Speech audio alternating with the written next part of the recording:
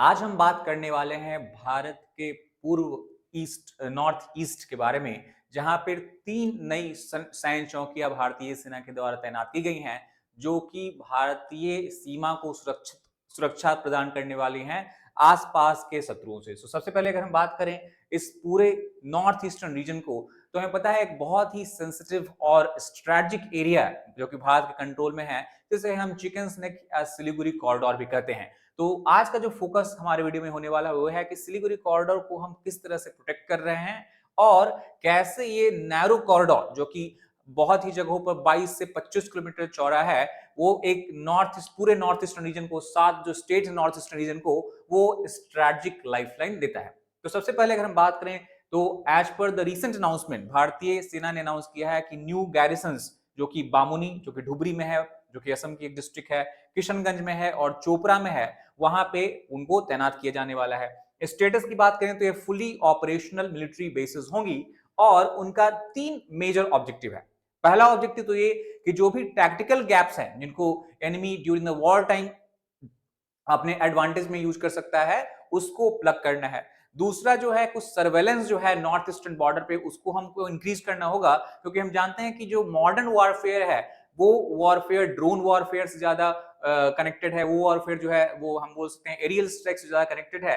तो surveillance measures are required there. And तीसरा जो कि है रैपिड रिस्पांस कैपेबिलिटी को इंक्रीज करना है, यानी कि इन सच इवेंट जहां पे एनिमी सोल्जर्स, स्पेशली हम जानते हैं हमें खतरा चाइना से है, तो उस सिचुएशन में अगर चाइनीज सोल्जर्स भारतीय सेना की तरफ इंट्रूड करते हैं तो इंडियन आर्मी का जो रिस्पांस होगा वो काफी क्विक और रैपिड होना चाहिए। इन 3 ऑब्जेक्टिव को फुलफिल करने के लिए हमने 3 गैरिसन्स यहां पे तैनात की हैं। सबसे पहले अगर हम ओवरव्यू देखें सिलीगुड़ी कॉरिडोर का, जिसके बारे में बात कर रहे हैं, तो आप इस नक्शे पे देख सकते हैं।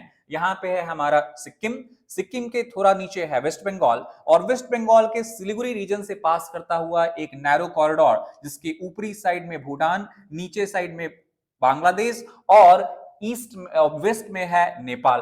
और ये कॉरिडोर जो है वो कनेक्टिविटी प्रोवाइड करता है हमारे इंटायर नॉर्थ ईस्ट रीजन को, सातों रीजन को। सिग्निफिकेंस यही है कि स्ट्रेटेजिक चोक पॉइंट है, क्योंकि अगर हम ध्यान से देखें तो ये जो कॉरिडोर आपको दिख रहा है, ट्रायंगुलर एरिया दिख रहा है, यहाँ पे आप देख सकते हैं ये तिब्बत है। तो अगर Chinese military as we know वो क्लेम करते हैं पूरे अरुणाचल प्रदेश को चाइना का पार्ट, तो इन फ्यूचर अगर वो कुछ मिलिट्री मिस एडवेंचरिज्म प्लान करते हैं तो उनके लिए ये जो एरिया है वो काफी स्ट्रेटेजिक एरिया होगा जहां से वो इंकर्जन करने की कोशिश कर सकते हैं। इसलिए हमें सिलीगुड़ी कॉरिडोर को पूरी तरह से प्रोटेक्ट करने की जरूरत है। अगर हम रीजनल शिफ्ट की बात करें तो हम ये भी ध्यान देना होगा कि सिलीगुड़ी कॉरिडोर के अराउंड जो थ्रेट्स हैं वो रिसेंट ईयर्स में इंक्रीज हुई हैं, और उसका सबसे बड़ा रीजन है बांग्लादेश का पॉलिटिकल शिफ्ट। हम जानते हैं कि after the ouster of Sheikh Hasina regime, Bangladesh is run by Mohammad Yunus. Mohammad Yunus जो कि अपने आप को बांग्लादेश का चीफ इंटरिम एडवाइजर कहते हैं, और उनके कार्यकाल के दौरान हमें इस्लामिस्ट एलिमेंट्स का इंक्रीज और स्ट्रेंथनिंग देखने को मिला है। तो बांग्लादेश कहीं ना कहीं जो पहले प्रो इंडिया हुआ करता था, आजकल वो पाकिस्तान और चाइना की तरफ शिफ्ट होता हुआ, उनकी ऑर्बिट में शिफ्ट होता हुआ ज्यादा दिख रहा है, और इसका एडवांटेज चीन और पाकिस्तान दोनों फ्यूचर में उठा सकते हैं। रिसेंट जो मीटिंग हुई है उसमें भी हम देखा है कि मोहम्मद यूनुस और जनरल शहीर समदाद मिर्जा के बीच में जो मीटिंग हुई थी, उसमें भी बांग्लादेश ने जो मैप अपने एक बुक पे प्रिंट किया है, उस मैप में बांग्लादेश ने पूरे नॉर्थ ईस्टर्न स्टेट को बांग्लादेश का ही पार्ट दिखाया है।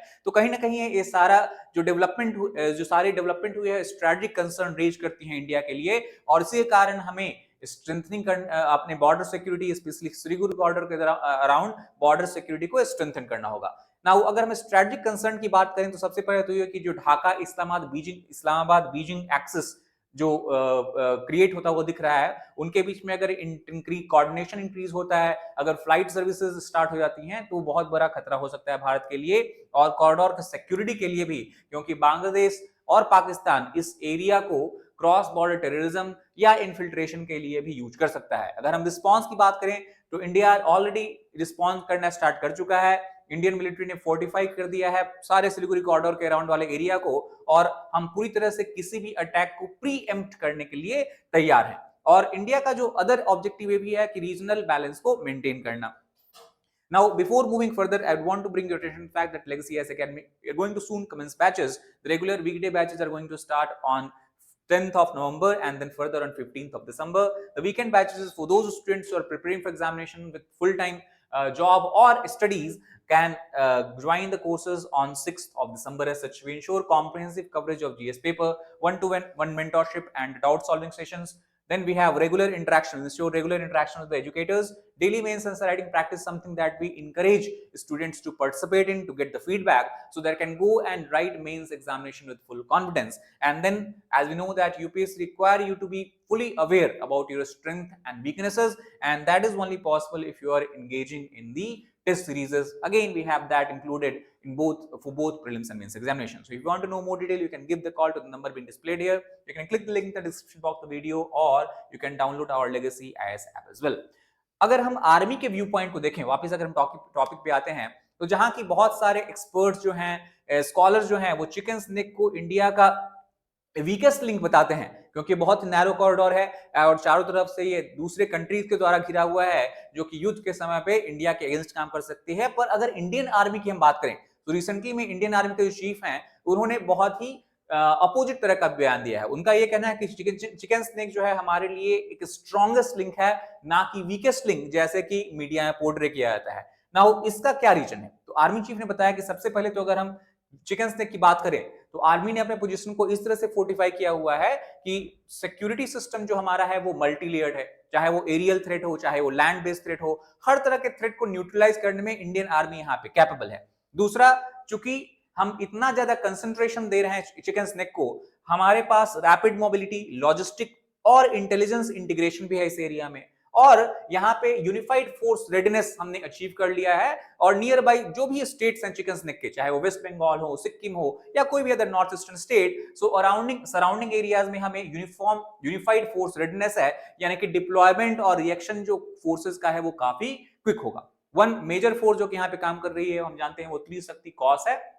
वो जो 33 cos headquarter Sukma near Siliguri के पास डिप्लॉयड है, और वो कॉम्बैट ऑपरेशन के लिए, रिवराइन ऑपरेशन के लिए, इवन लाइव फायर ऑपरेशन के लिए हमेशा तैयार रहती है, क्योंकि वो हमेशा इस तरह के ऑपरेशंस में पार्टिसिपेट करते रहते हैं, मॉक ड्रिल्स करते रहते हैं, और उनके पास जो एसेट्स भी है वो किसी भी ग्राउंड बेस्ड अटैक को रिपेल करने के लिए सफिशिएंट इनफ है। क्योंकि अगर हम देखें तो T-90 टैंक्स, जो कि one of the most advance tank माना जाता है पूरे वर्ल्ड में, वो उनको दिया हुआ है। अगर हम बात करें एरियल थ्रेट को डिटर करने के लिए, तो रफाले जो कि हमने फ्रांस से प्रोक्योर किया हुआ है, one of the most advanced aircraft बोल सकते हैं, वो भी उनके पास है। प्लस ब्रह्मोस रेजिमेंट भी उनके पास है, जो कि किसी भी ड्रोन बेस्ड अटैक और मिसाइल बेस्ड अटैक को न्यूट्रलाइज करने में सक्षम है। ओवरऑल अगर हम त्रिशक्ति कॉर्प्स की मिशन की बात करें, तो उनका ये इंश्योर करना है कि हम डिफेंस के लिए पूरी तरह से रेडी हैं, किसी भी तरह के अटैक को काउंटर करने के लिए पूरी तरह से रेडी हैं। अगर हम एयर डिफेंस की बात करें, जिसका बहुत इंपॉर्टेंट रोल हमें देखने को मिला था ऑपरेशन सिंदूर के बाद, जब पाकिस्तान ने स्वार्म ड्रोन टैक्टिक्स का यूज किया था, thousands and thousands, hundreds of drones we can say, one time they were sending from across the border. That time हम देख रहे थे कि लेयर्ड एयर डिफेंस कितना अच्छी तरीके से हमें सुरक्षा प्रदान कर सकती है। अगर हम इंडिया के लेयर्ड एयर डिफेंस की बात करें, तो सबसे पहले तो अगर हम लॉन्ग रेंज डिफेंस की बात करें, तो उसमें S-400 जो कि हमने रशिया से प्रोक्योर किया हुआ है और the most advanced anti air defence system है, वो हमने यहाँ पे डिप्लॉय करा हुआ है। अगर हम मीडियम रेंज की बात करें, तो medium range surface to air missile Barak system, जो कि DRDO और इजराइल ने ज्वाइंटली डेवलप किया है, वो यहाँ पे हमें देखने को मिलता है। अगर हम इंडिजिनस सिस्टम की बात करें, जो कि शॉर्ट रेंज एरियल थ्रेट को न्यूट्रलाइज करने में सक्षम है, तो हमारा इंडिजिनस आकाश मिसाइल सिस्टम यहाँ पे डिप्लॉय किया हुआ है। Not only that, ministry of defence ने रिसेंटली में ही नए आकाश एडवांस रेजिमेंट को यहाँ पे अप्रूव किया है, जिसका टोटल कॉस्ट अराउंड 8,000 करोड़ के आसपास होगा। सो हम देखते हैं कि देयर इज ओवरलैपिंग कवरेज, चाहे वो ईस्टर्न पार्ट ऑफ इंडिया हो, north eastern part of India हो, हमें well developed and multi layered air defence system जो है सिक्योरिटी प्रोवाइड करती है, यहाँ के सिटीजन्स रेजिडेंट को सिक्योरिटी प्रोवाइड करती है। मॉडर्न वॉरफेयर यूनिट्स को भी हमने यहाँ पे तैनात किया हुआ है, और उसका बेस्ट एग्जांपल जो है वो भैरव बटालियन के रूप में देख सकते हैं, जिसको कि एक प्रिसिजन स्ट्राइक यूनिट के रूप में तैयार किया गया है इंडियन आर्मी के द्वारा। हम जानते हैं कि modern warfare largely drone based warfare के रूप में उभर रहा है, और चाहे वो रूस यूक्रेन का युद्ध हो, या फिर अगर रिसेंटली में हम इजराइल पैलेस्टाइन, इजराइल ईरान के बारे में बात करें, या फिर इवन इंडिया पाकिस्तान के बारे में बात करें, तो बहुत सारे कामिकाजे ड्रोन्स और अनमैन्ड एरियल व्हीकल्स का यूज होते हुए दिखता है, और उसको काउंटर करने के लिए भी हमें काउंटर ड्रोन सिस्टम और काउंटर ड्रोन बटालियन तैयार किया है, जिसको कि हम असनी प्लाटून बोल सकते हैं। यहाँ पे ग्राउंड कॉम्बैट टीम के साथ भी इंटीग्रेशन किया हुआ है, ताकि अगर enemy at the same time from aerial route, from the ground route, land route attack करते हैं, तो हम इंटीग्रेटेड रूप में उनको करारा जवाब दे सकते हैं। सो इनहैंस्ड ड्रोन वॉरफेयर और पोस्ट ऑपरेशन सिंदूर, ये हम बोल सकते हैं न्यू स्ट्रेटजी इंडिया ने यहाँ पे इवॉल्व की है। अगर हम इवॉल्विंग स्ट्रेटजी की बात करें, तो पहले इंडिया का अप्रोच था वो डिटरेंस की तरफ ज्यादा फोकस था, यानी किसी भी एनिमी अटैक को हम रिपेल करने में सक्षम हो। अब ये अप्रोच चेंज होता हुआ दिख रहा है। अगर हम रिसेंट अप्रोच की बात करें, तो इंडियन मिलिट्री ने यहाँ पे फुल तरीके से डोमिनेंस स्टैब्लिश करने की कोशिश की है। That means in that particular region, जो सिलीगुड़ी कॉरिडोर है, वहां पे कोई दूसरी एनिमी फोर्स डोमिनेट ना हो पाए, चाहे वो कितना भी कोशिश या प्रयास कर ले। दूसरा, हम एक काउंटर बीआई इन्फ्लुएंस भी देख रहे हैं, बेल्ट एंड रोड इनिशिएटिव का इन्फ्लुएंस भी देख रहे हैं बांग्लादेश में। Reinforce deployment of Rafale, BrahMos, S-400 हमने ऑलरेडी बात कर लिया है इसके बारे में। तो हम ये बोल सकते हैं कि इंडिया ना ही सिर्फ अलर्ट है, ना ही सिर्फ रिएक्ट कर रहा है, बल्कि ये अपने आप को, इंडियन मिलिट्री जो है वो अपने आप को यहाँ पे रीइंफोर्स भी कर रही है, ताकि एक डोमिनेंस एस्टैब्लिश किया जा सके। और एनिमी पहले तो अटैक करने से पहले 100 बार सोचे, अगर वो अटैक करने की गलती भी करता है, तो इंडियन आर्मी का रिस्पांस इतना मैसिव होगा कि उनको उस गलती पे पछताना होगा। So that is overall approach about Indian Army as far as the region of Siliguri corridor and northeastern region is concerned. That is all for this particular video. If you like the video, please hit the like button, share it with aspirants, as well as subscribe to our channel for more useful content. Thank you very much.